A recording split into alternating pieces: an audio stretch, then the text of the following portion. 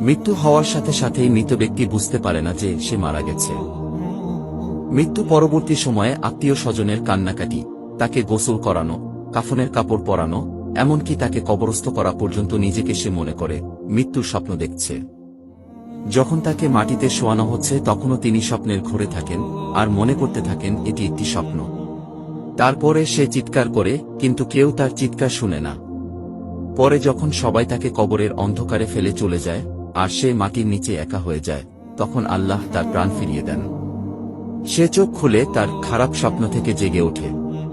প্রথমে তিনি খুশি এবং কৃতজ্ঞ হয় এই কারণে যে তিনি যা দেখছিলেন তা কেবল একটি দুঃস্বপ্ন এবং তিনি এখন ঘুম থেকে জেগে আছেন। তারপরে সে তার দেহটি স্পর্শ করতে শুরু করে, যা কেবল একটি সাদা কাপড়ে জড়িয়ে রাখা হয়েছিল। তখন সে অবাক হয়ে বলতে থাকে, আমার শার্ট কোথায়, আমার প্যান্ট কোথায়? এবং সে আরও অবাক হয়ে বলতে থাকে, আমি কোথায়, এই জায়গাটি কোথায়, সর্বত্র ময়লামাটির গন্ধ কেন, আমি এখানে কি করছি? অতঃপর সে বুঝতে শুরু করে যে সে ভূগর্ভস্থ এবং তিনি যে অভিজ্ঞতা নিচ্ছেন তা স্বপ্ন নয়। এবং সে আরও বুঝতে পারে যে তিনি সত্যিই মারা গেছেন। তারপরেও তিনি যতটা সম্ভব উচ্চস্বরে চিৎকার করতে থাকেন এবং তার স্বজনদের ডাকতে থাকেন যারা তার উপকারে আসতে পারে, কিন্তু তাকে কেউ উত্তর দেয় না। অতঃপর সে মনে করে যে এই মুহূর্তে কেবলমাত্র আশা মহান আল্লাহর কাছে।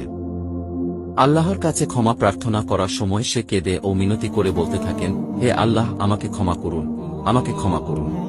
তিনি একটি অবিশ্বাস্য ভয় নিয়ে চিৎকার করেন যা তার জীবদ্দশায় তিনি এর আগে কখনো অনুভব করেনি। যদি তিনি একজন ভালো ব্যক্তি হন, তাহলে হাসি মুখে দুজন ফেরেশতা তাকে সান্ত্বনা দেওয়ার জন্য তাকে সর্বোত্তম সেবা করবেন। আর যদি সে খারাপ লোক হয় তবে দুজন ফেরেশতা তার ভয় আরও বাড়িয়ে দেবে এবং তাদের কুরুচিপূর্ণ কাজ অনুসারে তাকে নির্যাতন করবে। আমরা জীবনে বহুবার বোবা